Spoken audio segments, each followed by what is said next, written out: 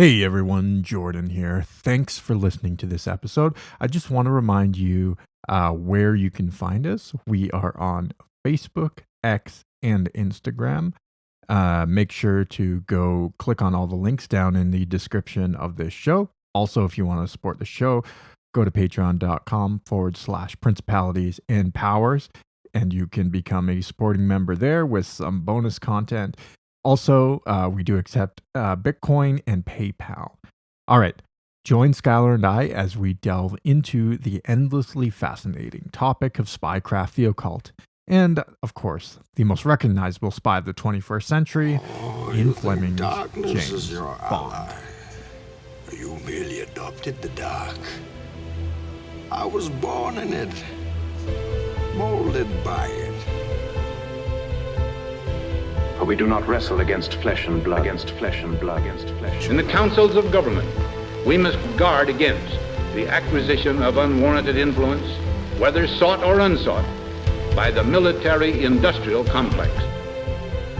But against principalities, against powers, against powers, against powers. Ideological subversion is the slow process which we call either ideological subversion or psychological warfare. What it basically means is to change the perception of reality. And against the rulers of the darkness of this age, the darkness of this age, the darkness of this age. Now I am become death, the destroyer of worlds.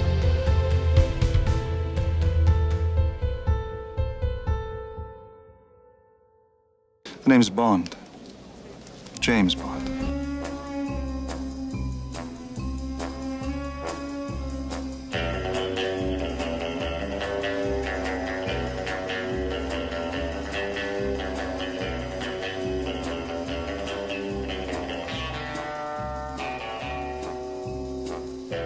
In his 1954 novel, Live and Let Die, the second entry of the James Bond series, Ian Fleming presents the main antagonist as a Haitian drug kingpin and voodoo practitioner, Mr. Big. He emerges as one of James Bond's most enigmatic and formidable adversaries, a criminal mastermind whose occult practices amplify his menacing presence. Mr. Big commands a vast criminal empire spanning Harlem and the Caribbean, trafficking in smuggled gold and wielding influence through fear and mystique. He exudes a supernatural aura that unsettles even the steely 007. The book itself deals with a number of occult themes, like tarot card reading, human sacrifice, and ritual magic. The author was not just employing these randomly either, as he was very well acquainted with the occult himself. Seeing as the codename 007 was in fact inspired by a previous subject of this podcast, John Dee. The now famous 007 cipher he used had a hidden meaning of its own. The 2 zeros meant to represent eyes for the Queen, and the 7 was a very significant number in alchemy and numerology. This alludes to something that may come as a surprise to many, that spycraft goes hand in hand with the occult. The two are inextricably linked, sharing a long and bizarre history. The novel Live and Let Die and its subsequent blockbuster film adaptation collide these two worlds in a stew of political intrigue and sorcery. In much the same way, historians like Richard Deacon believe John Dee's primary mission to European royalty was not in fact to learn the secrets of the universe or speak with angels, but that it was a cover story for him to gain access to kings and queens to perform espionage on behalf of Queen Elizabeth. The historian even suggests that much of Dee's Enochian writings are not, in fact, the language of angels, but cryptographic messages that only the Queen could decipher. Not unlike Dee, James Bond does much the same thing. Though the magic he uses is not pre-Enlightenment incantations, but rather hyper-advanced technology that is not commercially available to the wider public. Bond also engages in subterfuge, getting close to his targets through false identities and ulterior motives. In another nod to the Renaissance alchemist, Bond goes by the alias Dr. John Dee in the book Goldfinger.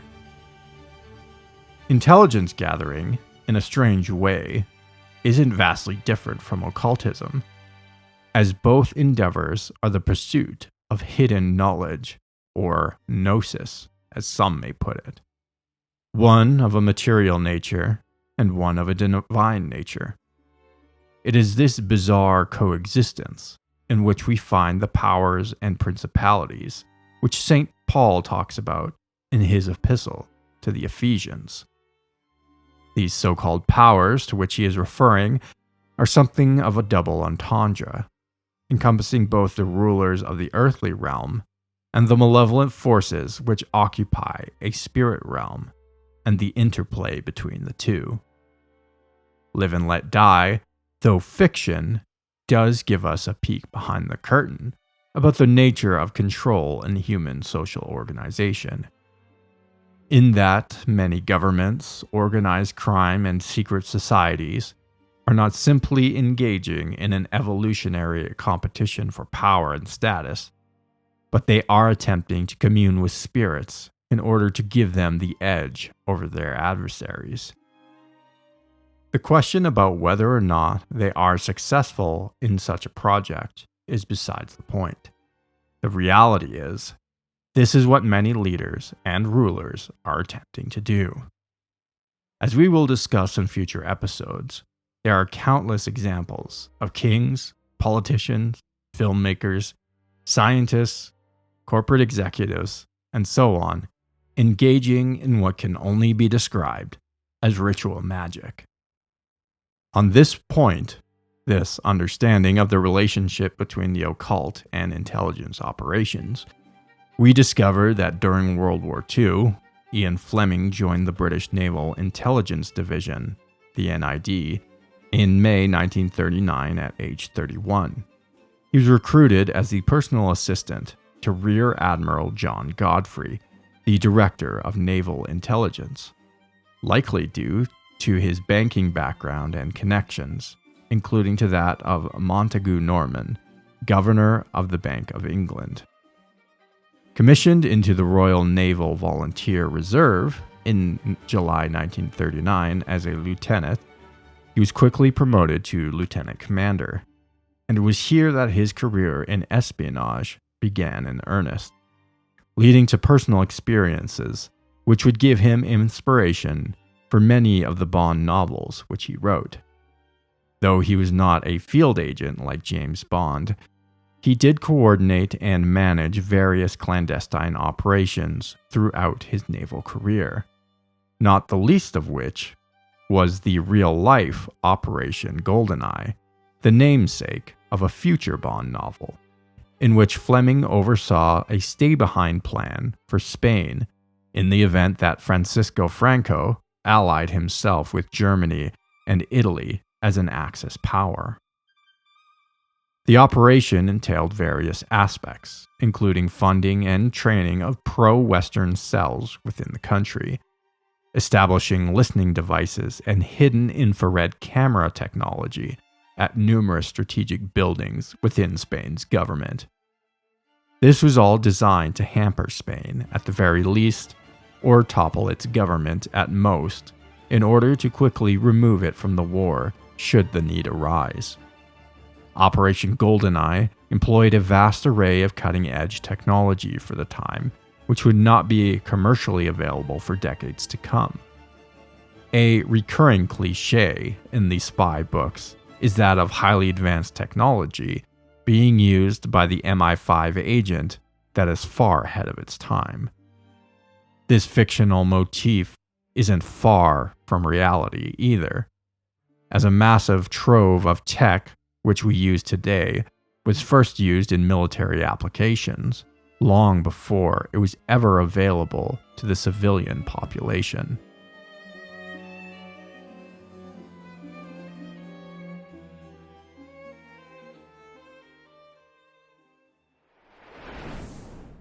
The trout fisher casts patiently all day.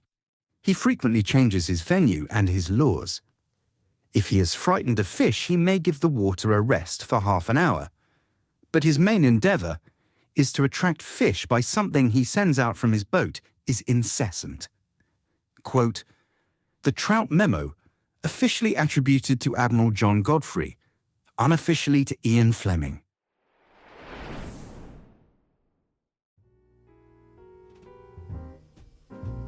In the shadowy corridors of British Naval Intelligence, as World War II loomed in 1939, the Trout Memo emerged, a brilliant, audacious blueprint for deception that bore the unmistakable flair of Ian Fleming.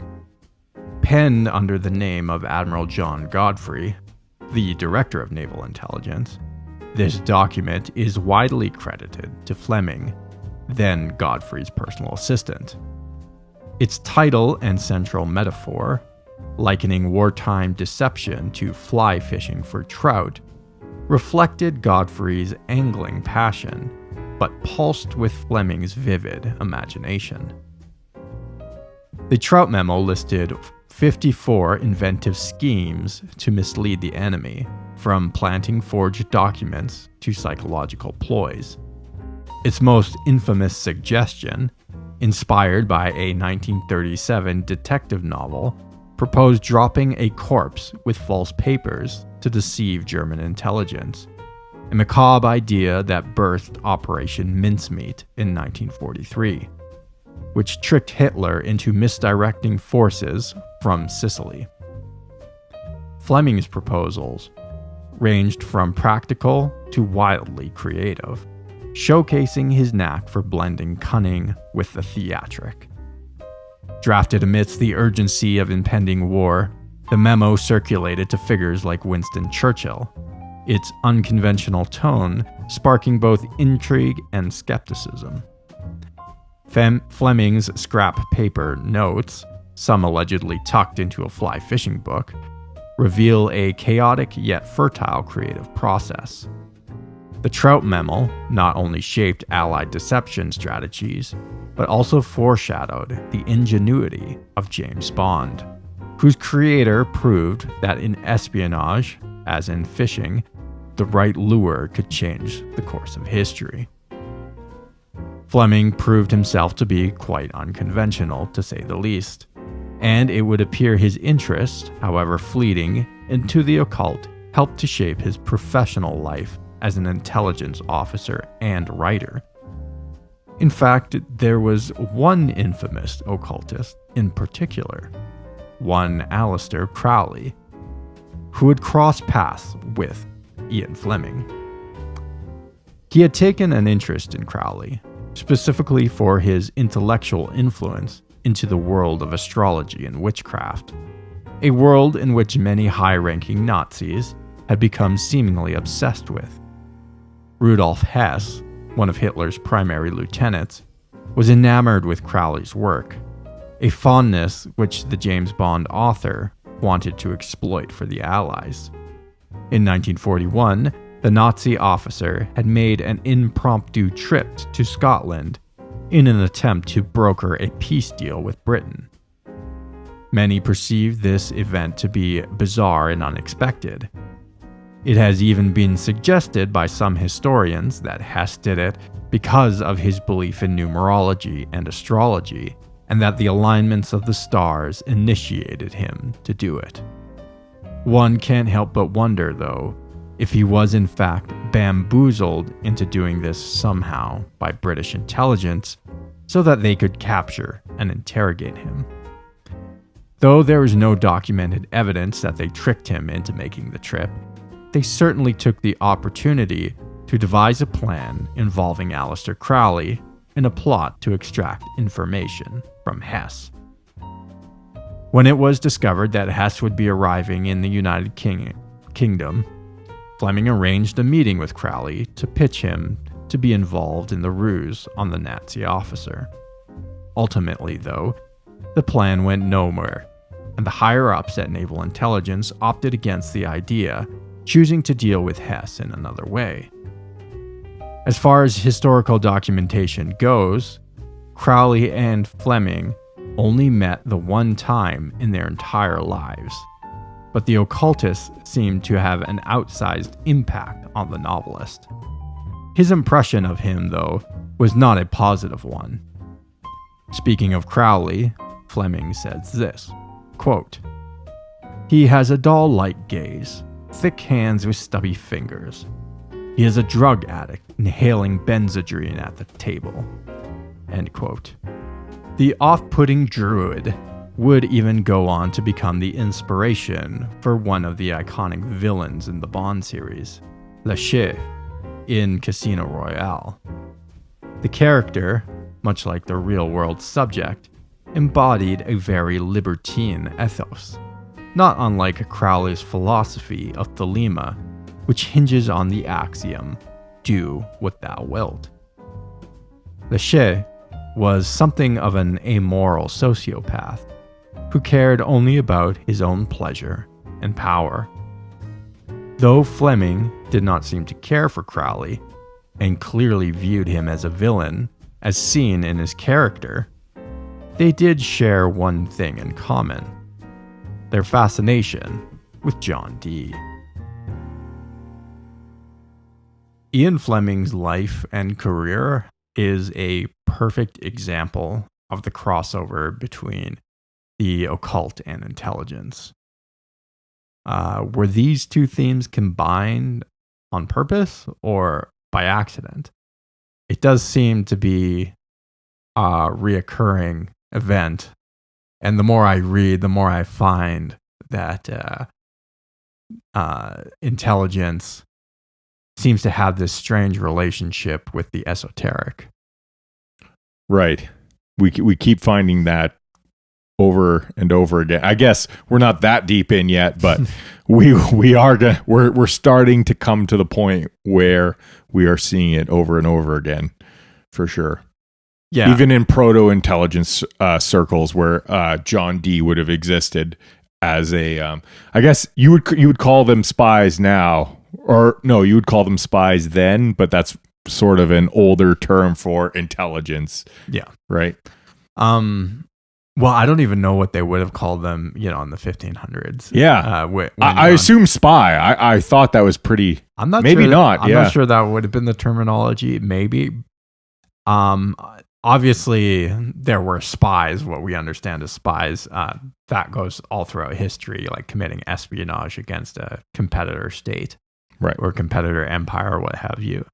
But there does seem to be this way that they embed themselves using the occult or religion or spirituality, and they also do it in an attempt to exploit the fears and desires of other competing nation states. So say you're afraid, or you want more power, or you want the edge against your peer competitor, you're going to invoke the gods, you're going to invoke the spirits. And if there's someone who has a reputation for doing such a thing, then you're going to want to get close to that person to, sort of give you the edge. And I think if you are the head of state, and this is even true today, but it was especially true back in the day, in historical times, your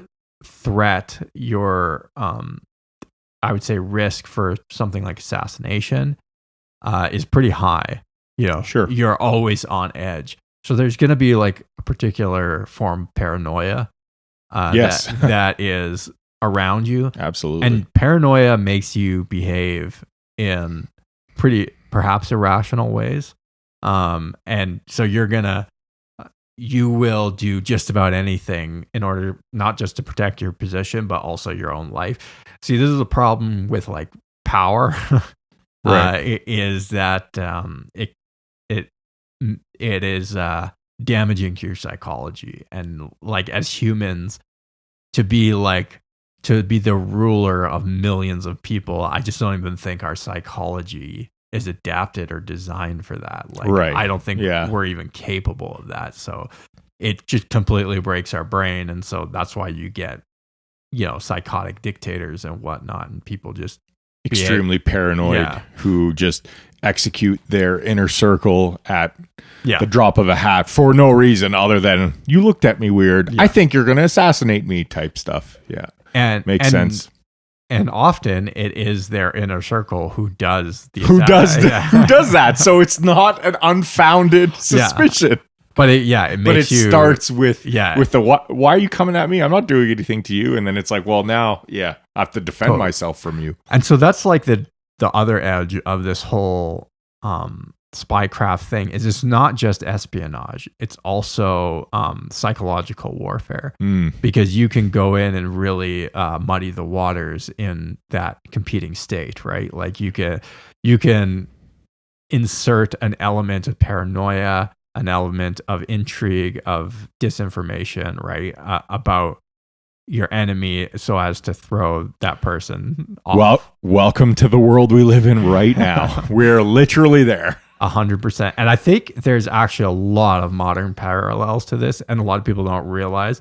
And this will be a whole nother series we get into, but there are names that we're going to drop that act as like court priests. And they're very involved in the occult, in the New Age, and they have the ear of government, and they are quite influential in government. And I think that thing has never ended. But again, like, are they also involved in the CIA and the NSA and whatnot? So I think they are personally, and I could probably dig up the receipts to prove that, but I think it's undeniable. Yeah. Now, in the early 20th century, again, I keep doing research for this. I keep running into this interesting obsession with John Dee in British society. Yep. Like we had previously spoken about John Maynard Keynes, Ian Fleming, Aleister Crowley.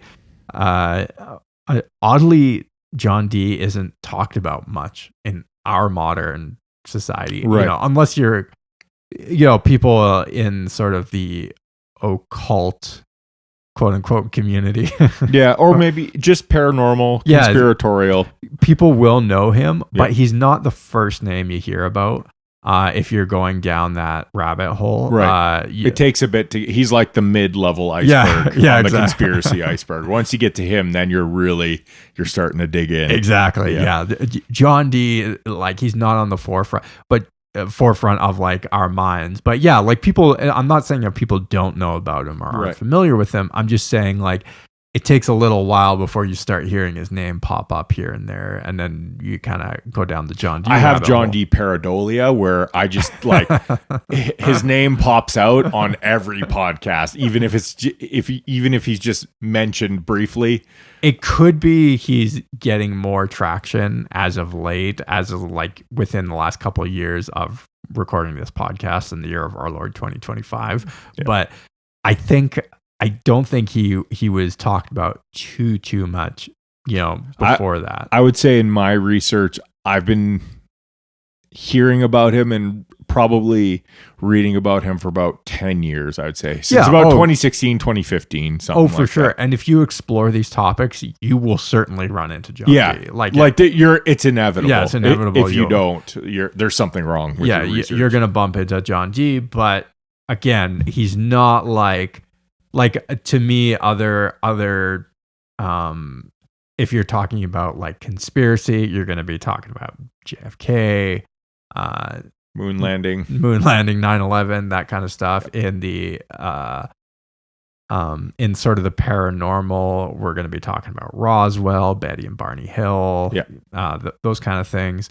But John Dee kind of he starts popping up once you go. You have to go a little into the rabbit hole. Deeper. Yeah, but this wasn't the case in the early 20th century. He seemed to have like this outsized position of influence in sort of like the early pre-World War II 20th century. With the occultists, yeah. Yeah. No, but even with like mainstream society. Yeah, like especially a high British society. Right. They all like had a high view of John Dee. Right. And I know like a bit of my reading, like a lot of the people out of Cambridge, who we're gonna talk about as well later on in this episode. But like, they all like read about John Dee, probably read a lot of his writings, were very familiar. And I think that also might have to do with just he really was influential in the British Empire, as we've talked about before. But it's just something to note. I just want people to take note of that how prominently John Dee featured in sort of like elite circles among British society, especially pre-World War II. Yep. Crowley and Enochian magic. According to his own writings, he was enamored with the Enochian system. And here's a quote from his book. I just wanted to read it quick. This is his book, Magic in Theory and Practice, in chapter 21. It says, quote, "The Enochian system of Dee and Kelly stands alone in its power to open the gates of the unseen world. Its calls are a supreme act of invocation, and the Ethers are a map of the soul's journey to the divine. The magician who would use them must be fortified with purity and strength, for the angels of the Ethers are not lightly summoned." I think C.S. Lewis would call that the deep magic or something. Yeah. That's crazy. I don't know. Again, Crowley was another guy in the British aristocracy, and I don't care how taboo and subversive Crowley tried to act and behave. He was 100% a product of, I believe, of like British elite circles. Oh yeah. And he rubbed shoulders with all of those people. Yeah. And we'll get into Crowley more, but anyways, he himself was enamored by John Dee, and you really could say like John Dee is the precursor to what Aleister Crowley was, and Aleister Crowley would not exist without John Dee. 100%. Yeah, there's no Crowley without, Crowley as we know him. Yeah, without Dee. 100%. Yeah, exactly. Not a chance. Yeah, and you could argue, I know that Crowley is very influential today, and more people would know the name Aleister Crowley than would know the name John Dee. If you polled the average person, right? Yeah, but for sure. You could still argue that John Dee's influence is larger and more important than Aleister Crowley's. Oh, for sure. Yeah. He's a prophet of this whatever's happening. So yeah, he's man, the influence cannot be understated. There's you can walk into any occult bookstore or a new age bookstore, and I promise you most of their products will have a mention of Dee or Enochian magic at some point. Yeah, absolutely. Now I wonder, like, I am thinking, and we'll talk about this more later on in this episode, but like, I'm wondering how Aleister Crowley got so popular, and how he was able to create this he became like a cultural meme in his day, and sort of like, because he was just so subversive, especially for that society. I don't know if you have any thoughts on that, but I'll give you one hint. Okay. It's probably the government. And again, and his vast wealth that he accumulated. Yeah. And as interesting as all this is, like, could Crowley himself just be a gag, like a fake? A total fake that was psyop. Pushed onto us, a psyop. Could be. Preying on people's fascination with taboo topics, particularly in like early 20th century Europe. We also know that there was sort of like a resurgence of kind of paganism and stuff, especially among fascist groups around Europe. So like, I don't know if Crowley was he just a creation? Like, if you go back and read some of Crowley's write-ups and some of his antics in like the old newspapers and stuff. It's pretty funny, and I recommend people do this because it it is pretty funny. It's hilarious. It's just like it's just like the most pearl clutchy, like like couch fainting sort of write-ups about him. And it's very much like, I don't know if people remember from like 20 years ago, maybe more than that now, like Marilyn Manson. Or oh yeah. It's very, yeah, for sure, buddy. That was like 30 years ago now. Getting older, but how crazy is that, eh? Yeah, but there's very much like this shock jockery. Yeah, about. Oh, absolutely. I feel like he was definitely in that vein of personality, 100%. Yeah, but what he was doing was also real too. So, I mean, if you've ever watched an interview, this is just as an example because we just talked about Marilyn Manson. If you've ever watched an interview with Marilyn Manson, that dude is incredibly articulate and smart. Oh, and yeah. He can, genius. Probably a genius. Like, he can explain some shit to you. So just replace that with Aleister Crowley, just doing the exact same artistic shock jockery. Yeah. But then you actually get into a conversation with him and realize he's actually smart and he knows what he's talking. That's the same feeling I get with him as well. Yeah, absolutely. That's kind of the sense I get. But I don't know. Let's do a deeper dive into the man himself. Let's go. In one of the books, you have Bond referring to his own basically dirty life. Yes, well, of course, spying is a dirty trade, and we all know it. Khrushchev has said so. So has Alan Dulles. And we don't, in England, we don't talk much about our Secret Service, but I know that we say the same thing if we were asked. But, of course, spying is, in fact, a dirty trade. I mean, so is private detective work and all that underworld of sort of policemanship is a dirty life, let's face it. And James Bond is engaged in a dirty trade. Well, why do you think a hero who engages in a dirty trade and leads a basically dirty life has become so popular with the English public?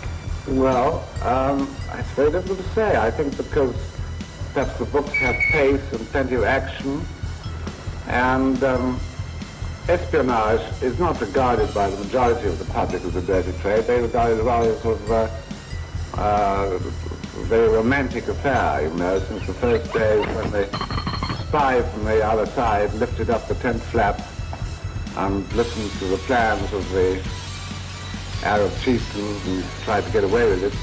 Spying has always been regarded as a very romantic one-man job, so to speak, one man against the whole police force or an army.